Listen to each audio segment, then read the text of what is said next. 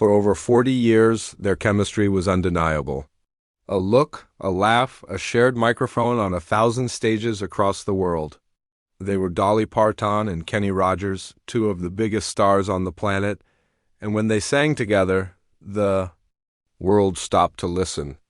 The energy between them was so palpable, so electric, that it fueled more than just number one hits. It fueled a global fascination. For decades, fans, the media, and even their own friends watched them, mesmerized, and asked one simple, enduring question: was it all an act? Were they secret lovers carrying on a hidden affair right under the bright stage lights? The rumors swirled, the headlines screamed, and through it all, they just kept singing, their smiles never quite giving away the answer. Now, at 79, years after his heartbreaking passing, Dolly Parton is setting the record straight, reflecting on the deeply personal, emotional truth about her legendary friendship with Kenny Rogers. It's a story far more complex and beautiful than any tabloid ever imagined. This is the story of their sacred bond, the private moments that define them, the reasons they never crossed that line, and the heartbreaking moment Dolly knew she would have to say goodbye to her other half forever. This isn't the story the world thought they knew.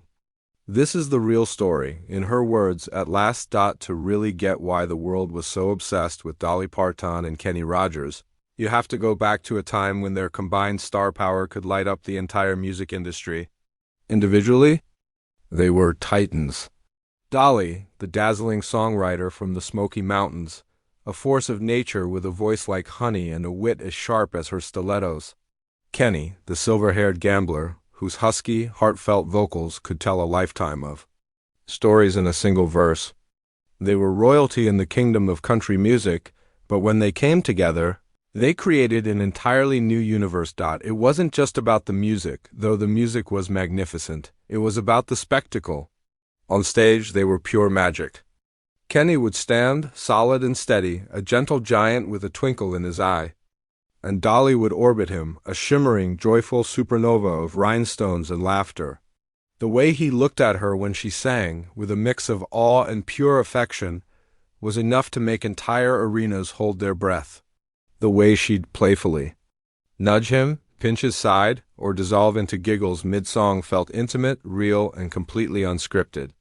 Their banter was legendary, a rapid-fire exchange of jokes and teases that felt less like a performance and more like eavesdropping on a private conversation between two people who knew each other inside and out. The media, of course, ran wild with it. Tabloid covers at every grocery store checkout posed the question in bold, sensational letters. Dolly and Kenny, the secret romance. Inside their hidden love affair. For years, this narrative was relentless. It wasn't a matter of if they were together, but how they managed to keep it a secret for so long. They were presented as star-crossed lovers, kept apart only by the unfortunate technicality of their respective marriages. This story was so easy to believe because their chemistry was just that convincing. They sold the story of love so perfectly in their songs that the public simply couldn't accept it wasn't real. This speculation wasn't just some fleeting rumor. It became a cornerstone of their shared legacy. It was the great, unanswered question of country music. In interviews, they were hounded. At press conferences, it was the first thing reporters would ask. And with every playful deflection, every shared, knowing glance, they only fanned the flames higher. They were a living, breathing soap opera set to a country soundtrack, and the whole world was tuned in, desperate for the next episode. The myth of Dolly and Kenny, the secret lovers, was born not just out of their incredible talent, but out of a human connection so powerful it radiated off the stage and into the hearts of millions. It was a beautiful illusion, and for the longest time, no one, perhaps not even Dolly and Kenny themselves, was in a hurry to break the spell.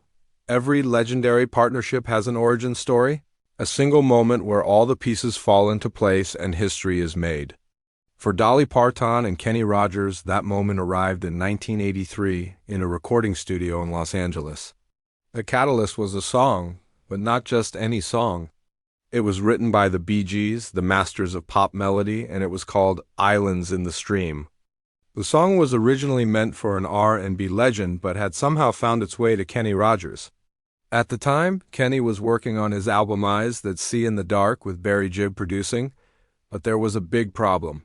Kenny just couldn't connect with the song. He'd been singing it for 4 days straight, trying to find his groove, but it just felt wrong. Frustrated, he finally turned to Barry Gibb and confessed, "Barry, I don't even like this song anymore." It was a make-or-break moment. The album's progress was stalling, and one of its biggest potential hits was about to get scrapped. Then Gibb had a flash of inspiration. He looked at Kenny and said, "You know what we need? We need Dolly Parton." As fate would have it, Dolly happened to be at that very same recording studio that day. Kenny's manager tracked her down, and what happened next is the stuff of music lore. Dolly Parton, as she tells it, marched into the room, a vibrant vision of personality and professionalism. Kenny played her the song, and instantly, the whole vibe in the studio shifted. Where there had been frustration, there was now a spark of pure excitement. Dolly, with her innate musical genius, heard the potential right away. She listened, she smiled that iconic smile, and she added her voice. Kenny Rogers would later describe that moment as life-changing. Once she came in and started singing, the song was never the same, he recalled. It took on a personality of its own. It was more than just two voices blending. It was two souls connecting through music.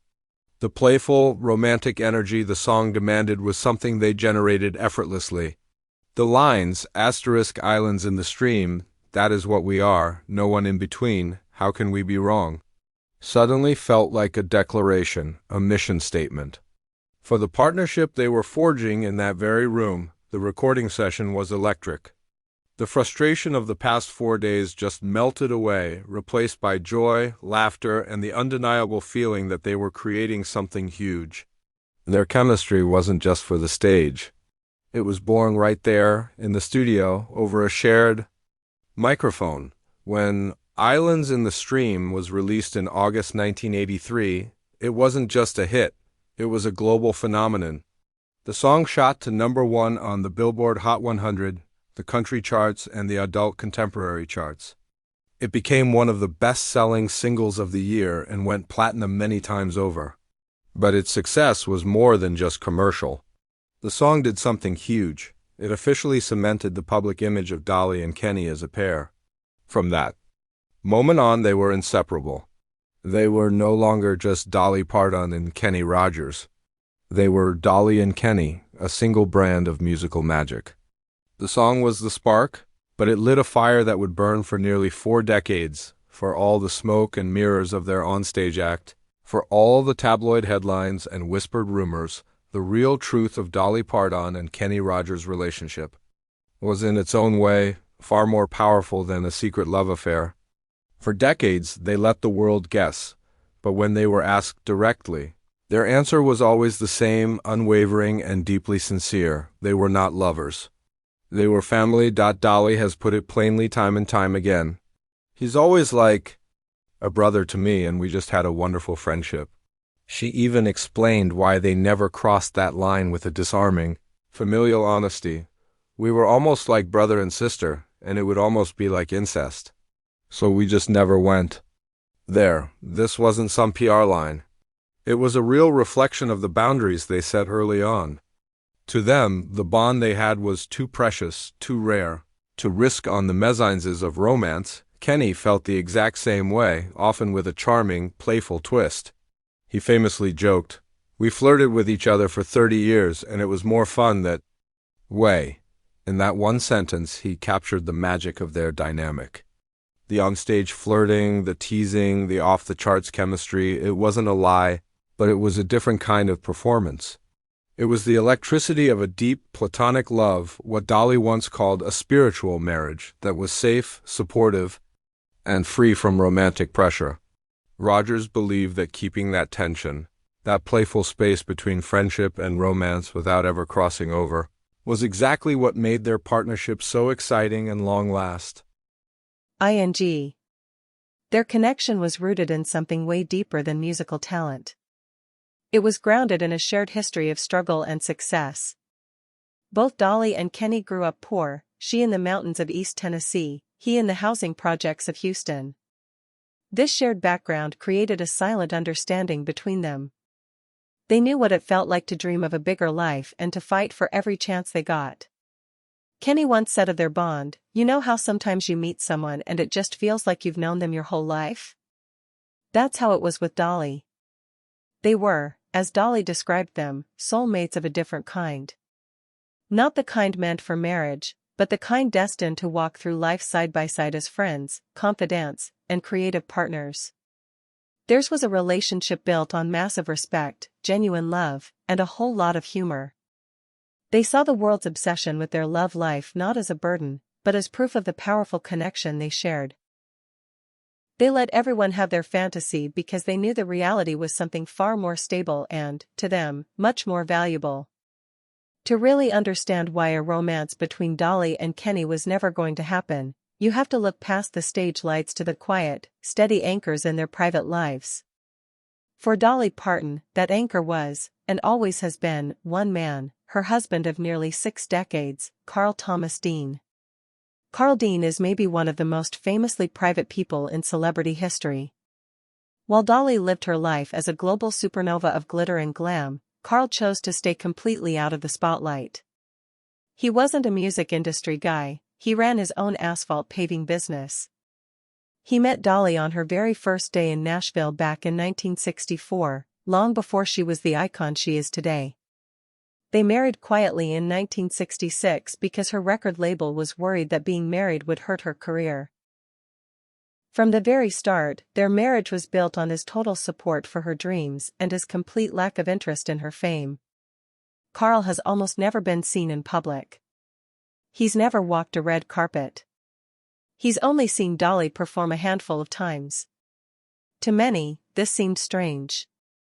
But for Dolly and Carl, it was the secret to their success. They say that opposites attract, and it's true, Dolly once explained. We're completely opposite, but that's what makes it fun. He was her retreat, her sanctuary from the madness of show business. He was the one person who loved Dolly, not Dolly Parton the superstar. Their love was her foundation. It was deep, private, and fiercely protected. While she and Kenny were charming the world on stage, Dolly always went home to Carl. This wasn't a love triangle, it was two completely different worlds. Her relationship with Kenny was public, playful, and professional. Her relationship with Carl was private, profound, and permanent. Kenny Rogers also had his own distinct family life, through his 5 marriages. His heart and his home.